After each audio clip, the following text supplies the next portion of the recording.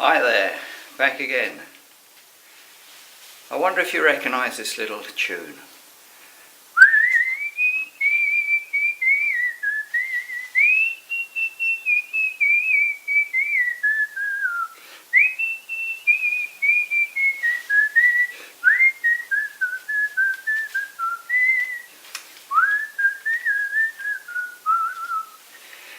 Yep, well that's my very bad inversion of American Pie by Don McLean. Now, Don McLean was quite well known to say that he didn't really know what the tune was about, or at least we, the people that bought the record, should interpret it the way that we want it to be interpreted. But however, he did know that he would never have to work again. Now, what the hell has this got to do with cycling, you might ask? Well, doing a little bit of thinking of not many patents on bike equipment, are there? Back in the 90s, Mavic brought out a patent on their electronic gear. There were two versions, weren't there? There was an electronic gear, and that worked reasonably well in time trials, but however it didn't work too well in the races, bunches. They changed each other's gears with the control. Apparently the coding on the cordless gears wasn't really resolved to the best that they could make it, so they went over to a wide version of it. Well, I can't think of many other patents on bike equipment. The patent on the Mavic probably hindered the development of the electronic gear by Shimano for quite some years. I know that SRAM have come out now with a cordless version. Obviously Shimano and Campag have got to follow that. But alright, we'll come back to other things on the bike. I think the only thing that I can see on a bike nowadays that's absolutely useless is are the screws for the bottle cages here. What's the purpose of having an extra, we call it a moment of work to manufacture a frame when you've got these silly screws here? Ridiculous. My answer to it would be this: to have a block of carbon, and this carbon would go, we'll put it down here, be a raised piece of carbon there and there, and the cross section would be so that you'd have a bottle cage that would just fit onto it, slide onto it here, and there would be a couple of bayonet snap-on catches on the bottle cage that would lock into the equivalent profiles on the carbon. So you just snap the bottle cage on, slide it on, and you could slide it onto different positions onto the upraised carbon profile, which would eliminate, it would really eliminate the necessity of having screws in the frame, and also for the screws obviously to come loose. So, you know, I think that's quite a good idea myself, and I'm sure somebody will pick it up on YouTube. The manufacturers like Seller that manufacture or Tax that manufacture the bottle cages, and I'm sure that one of the manufacturers of the bike frames will think about that idea and just put a block of carbon in with a couple of bayonet profiles on it just to hold the bottle cages. Well, I just done my 40k around the lakes, and I thought I might show you a little bit of the area that I live in by screwing the camera onto the helmet, and I'll take you out just a little show you around. Just hold a second. Whoops. Let's have a look here.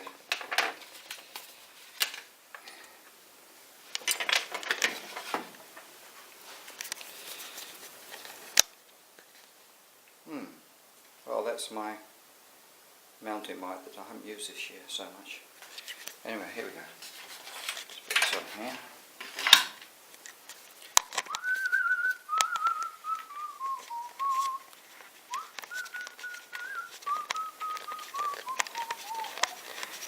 I think I'll sing you another little, or whistle another little tune. It's not the German national anthem, although it sounds like it.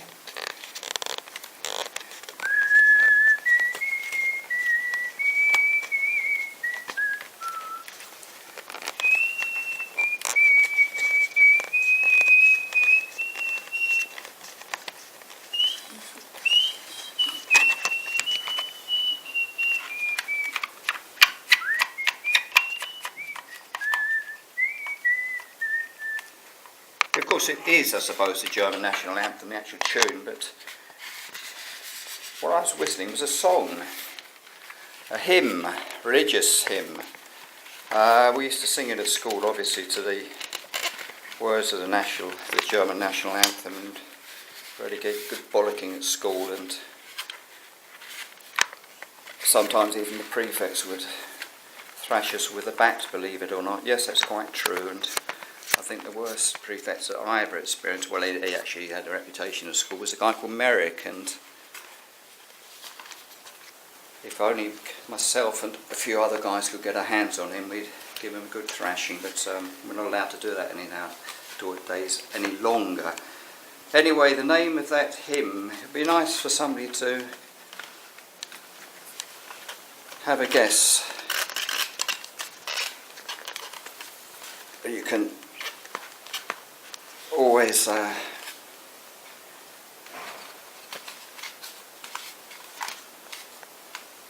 me on YouTube. Right, now that's reasonably, I suppose it's a little bit dodgy, but we'll go out and have a little ride and it's down to the lake, and I shall show you where I started from and finished today. Let's just get this on. Just hope I don't smash this camera to smithereens on the way down there. Make sure I've got my keys to get into the damn place again.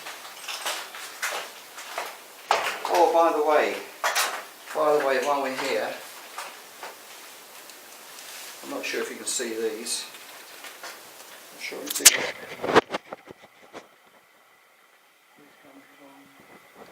Whoops.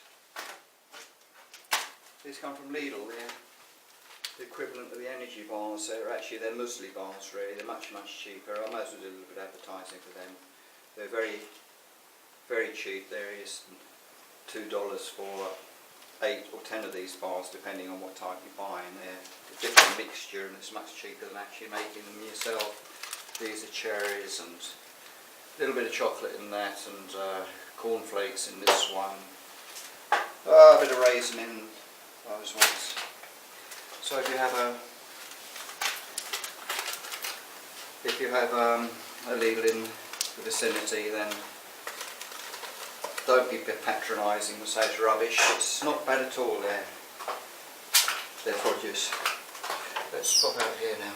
Have a look. No keys there, so I must have them in my pocket. Let's find them. Oh, here we go. Right.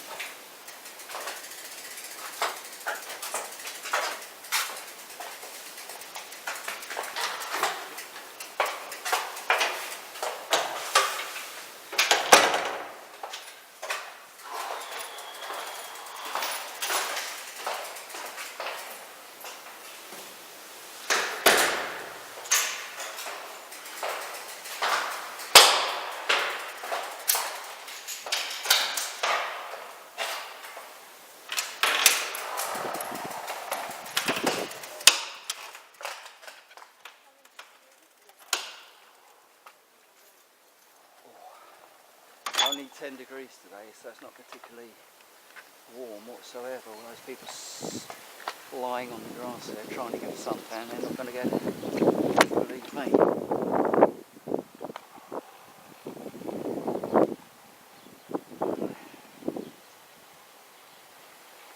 the tennis courts here. I just hate tennis. I hate the sound of the balls. Shouldn't be there whatsoever. It's EU norm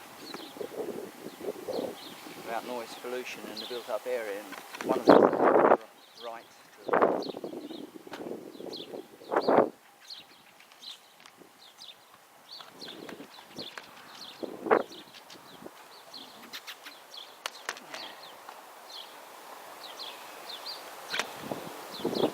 I don't know what the shops are going to be like down here, but we'll see.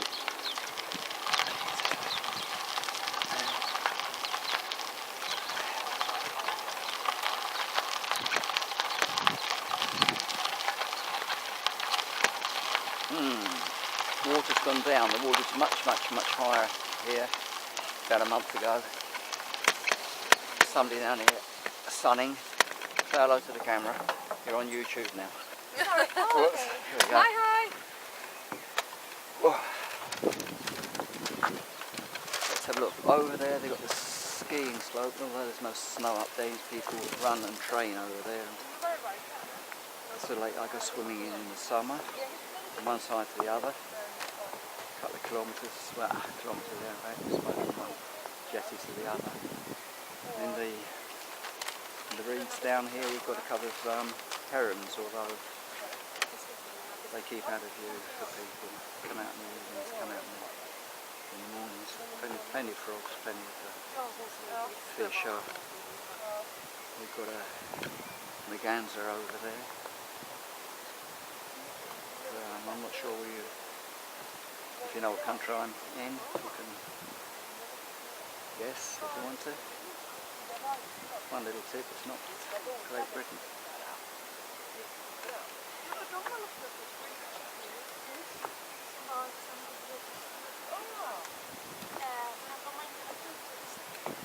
Oh, there's my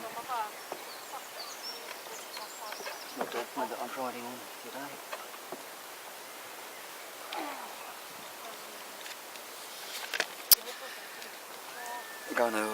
What am I going to do with this? I don't know. I'll alter the position on the saddle. I think that's about the only thing I'm going to do on there. And today's ride was 42k, which is, I think it's enough really. It's just too cold for me. That's the trouble.